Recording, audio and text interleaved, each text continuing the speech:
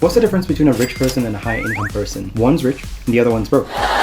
No, seriously, a high income earner might have a lot of money flowing through their bank account, but the rich person probably has almost none sitting in their bank account. This is because the rich don't keep money in their bank accounts.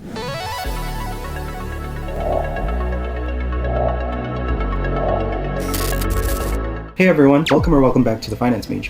Today we're talking about one of the simplest and yet most misunderstood wealth building strategies on earth. This is called the buy, borrow, die strategy. Here's a quick scenario. Let's say you're one of the lucky few and you're earning something close to $42,000 a month, and it is your first big gig, a nice junior position, an office role, and your salary hits and you feel good, right? Now SARS has to take about 8,000 rands worth of taxes from that salary, so you're left with something close to 34,000 a month. Sounds great on paper, like it sounds like it's a good deal, but wait till the debit orders, the groceries, car payments, insurances, and rent swing by like the Avengers.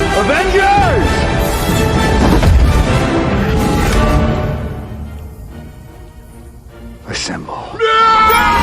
So by month end, you earned a good income, but your net worth really has not moved. That's what separates a high income earning person from a wealthy person. Having 2 million rands in your bank account doesn't automatically mean that you're rich. Far from it. Rich people are playing an entirely different game here, and we normies just don't get it. So the strategy goes like this. You buy, you borrow, then you die. Simple, right? But what does it actually mean? Well, buy appreciating assets, you leverage credit against those assets, and you die with a smile by structuring it all through your trusts and legacy planning vehicles. Stick around, and by the end of this video, you will understand how the rich play a totally different game. And you can start applying it even if you're just starting out with your career. Alright, let's go.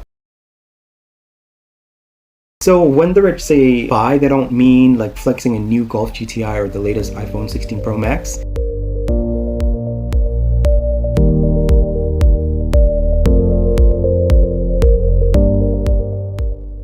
They mean buying assets that make you money or grow in value over time. I wrote a couple of examples down to help with the demonstration here. Let's say, for example, we have an entrepreneur from Johannesburg, and instead of keeping his business profits in a low earning interest current account, he buys an investment property in Randburg, for example, for about 1.2 million. I don't know if you'll find a property that price at Randburg, but sure. He rents it out for about 9,000 rands a month, and while tenants pay off his bond, the house quietly appreciates in value. That's called an equity.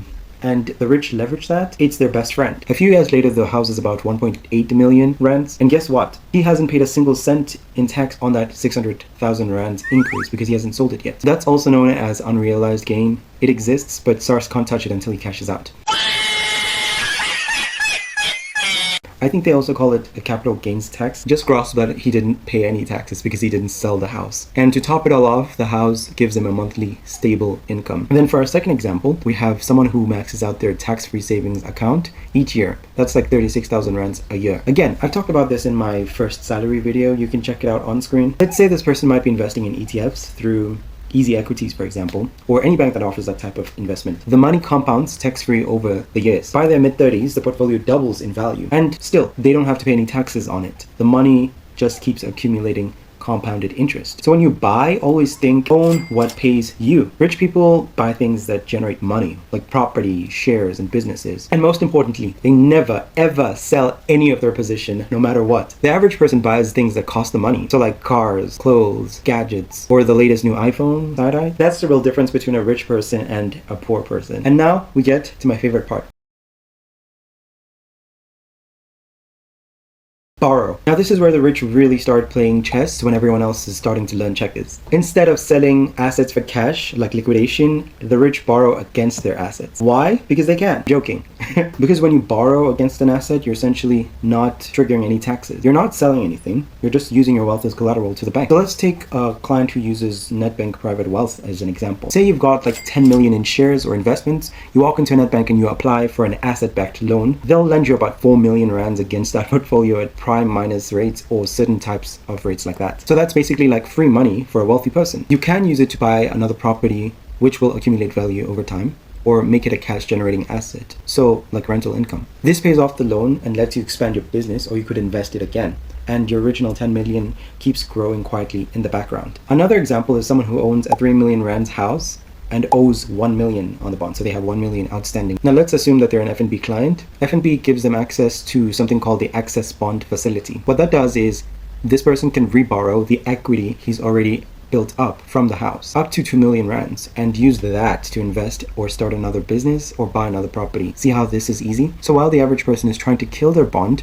as fast as possible, the rich are leveraging it to multiply. Alright people, class is in session. So if you didn't understand my example, the house example, I'm going to go through it again. Here's how an access bond facility with FNB works in 3 easy steps. So first things first, in the initial example I gave, the house was worth 3 million, you've already paid 2 million rands, and there's 1 million outstanding, which means FNB will let you reborrow from that 2 million that you've already paid if you ever need it. You can withdraw up to 2 million rands, otherwise you're just taking up another loan should you want more than that. And finally, if you took out say 500,000 bucks from that access facility, you will be owing 1.5 million rands, which is 500,000 rands more. Now why would anyone in their sane mind go back into debt instead of paying off that whole lump sum?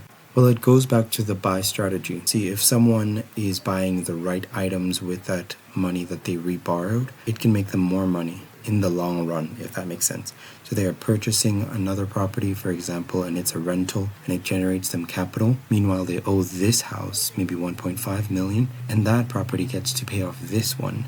And then after they do this, they borrow more from the new property. Does that make sense? It's like a cycle, but it makes them more money through net worth, not literal cash money. You'll notice that when an average person takes out a loan, they will have to look at certain factors before they can even consider them for the loan. So they'll have to look at their credit score. Do they have more debt than they do assets and income? Are they over borrowing over a short amount of time? And then they end up giving them a high interest rate based on their risk profile. So all the bank is essentially evaluating is the risk profile of a person. There's so many ways that they factor in all of those things. Imagine if you have collateral, like stuff you own, and the bank knows that if something ever happens and you can't pay them back, they can take that collateral and make up the loss. So because of this, the rich typically get like lower rates. Like you can see something like prime minus rates and special deals and discounts and that sort of thing. So when they go to the bank, they don't even have to take on too much debt. And secondly, when they buy things with the debt they borrowed from the bank or the credit they took from the bank, whether it's a home loan, credit cards, or car loan, whatever it is, they know that it'll be generating them assets because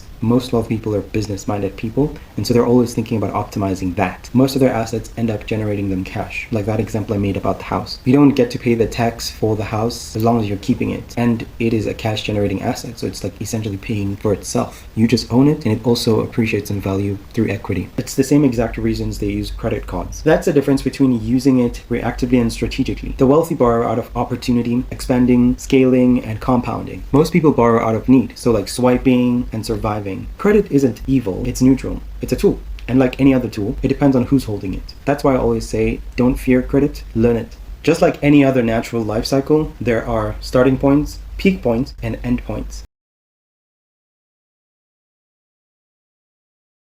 The die phase. Die. That sounds bad, but I promise, I can't promise anything. It is what it is. Okay, this part sounds dark, I know, but it's actually the smartest part of the whole strategy. This is where the wealthy make sure that their wealth doesn't die with them. So like wealth preservation. Nipple babies.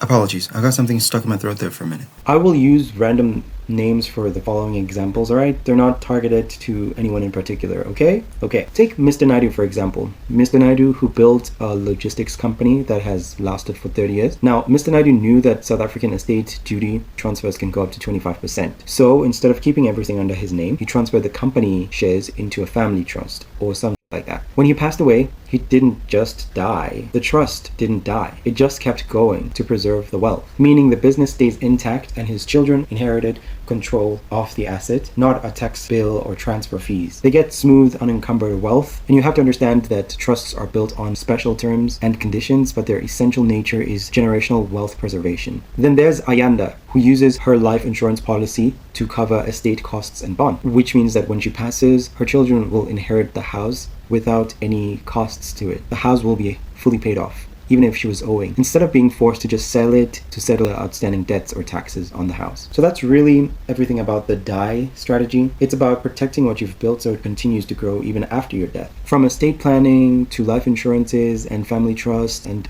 all of those transfer vehicles. You don't even need to be rich to think like this because there's all types of products in South Africa and they're offered by different companies too. So even if you're in your 20s or your early 30s, understanding this mindset is what separates people who create wealth from those that just earn it and spend it. It's the same reason why people don't get that retirement is not something that you do when you're like 60 or 70 or something like that. You start now to plan for retirement so that you're covered for life. Okay, so let's bring it all home. In South Africa, buy, borrow, or die doesn't require millions. It just requires intentionality, planning, and clarity. You buy assets to grow quietly, tax-free, until it's sold. You borrow against those assets so your money keeps compounding, and you die in a way that your wealth continues. For most of us, it's not just about copying the rich, it's about learning logic and applying it at our level. So even if you're just starting out with a simple Discovery savings account or an FNB Aspire card or your first time bank goal save, that's your buy phase, because you can use it to purchase things. The goal is to grow in multiplicity. Compound over time is powerful when done right. Once you acquire the asset, never sell it. Use it to better your lifestyle and your family's lifestyle. Either you have a toxic parasitical relationship with your bank, or they actively work in your favor and